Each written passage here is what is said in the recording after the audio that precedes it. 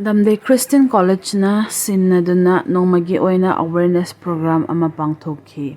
Ensuring integrity, a campaign for free and fair exams hairiba motto gi makhada mahaki college campus damde londa pangthokhi. Pangthokhi ba thoram aduda Sri Pautinse Kipgen SDO Saitu Gampazol Kangpokpi amasung Sri Lamila Simte MCS Assistant Commissioner Kangpokpi na special invitees oibiri. Mahakna motivational speeches su piki. Thoram duda college ki students, teaching staff amasung non-teaching staff singna saruk yaki. Awareness program gi saruk ama oina say no to cheating, your honesty defines your success amasung fair exams, bright future hairiba slogan sizinaduna students singna pledged low-key. Office of the Deputy Commissioner Kangpokpi amasung Emporium Consultancy Private Limited na khutsamnaduna one-day career guidance seminar pangthokli.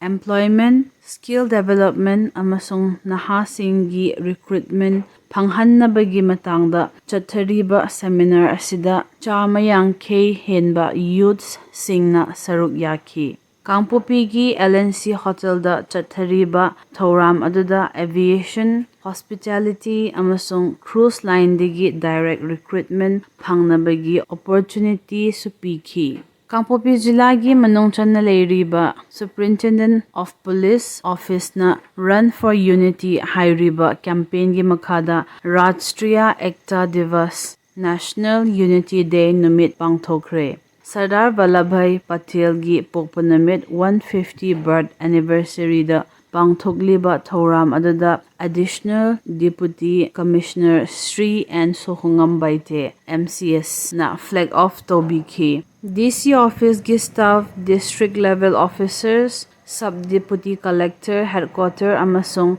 SP office gi makhada leiriba uniform personnels singna saruk yaki. Chahi khuding pangthokliba Kut Festival handaki chahi Kut for Christ haina November gi tang ama namitda Kangpokpi da leiriba Thomas Ground da pangthokhi. Pangthokliba Harvesting Festival Chawangkut haina khangnariba Kut ase KZNT na sinnaduna Nabol Jose Pathian Lopi na din bolin. Hairiba theme asigi makhada Reverend Dr. Hemchon Chongloi Principal TTS Kangpokpi na lead tokhi. Thado Youth Club, Kingzang Area Youth Union amasung Tapho Youth Club na natki jagoi oiba kaya suudki.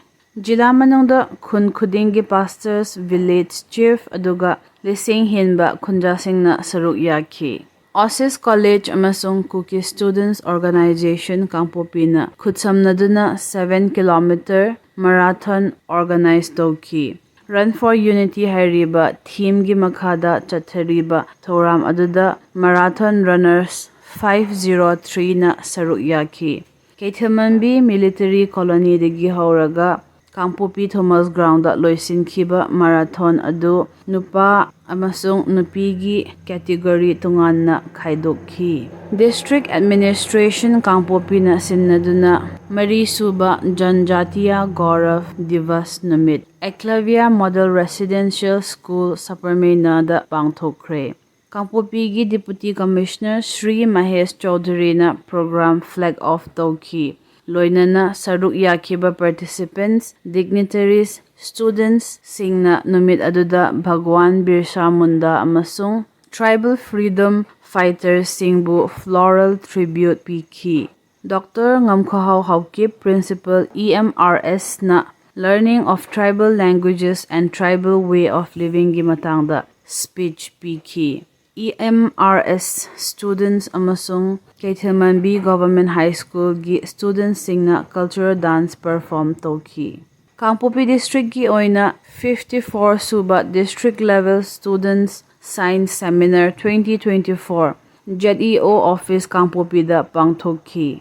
Zonal Education Office Kangpokpi amasung Directorate of Education Government of Manipur na khutsamnaduna Artificial Intelligence, Potentials and Concerns gi theme sizinaduna quiz competition conductory. Jila manungda tongan-tonganba school-dagi satra-satri kayana saruk yaki.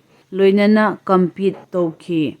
Thoram aduda Education Directorate digi MSP, CL, NGO, etc. digi expert singna judge oiri.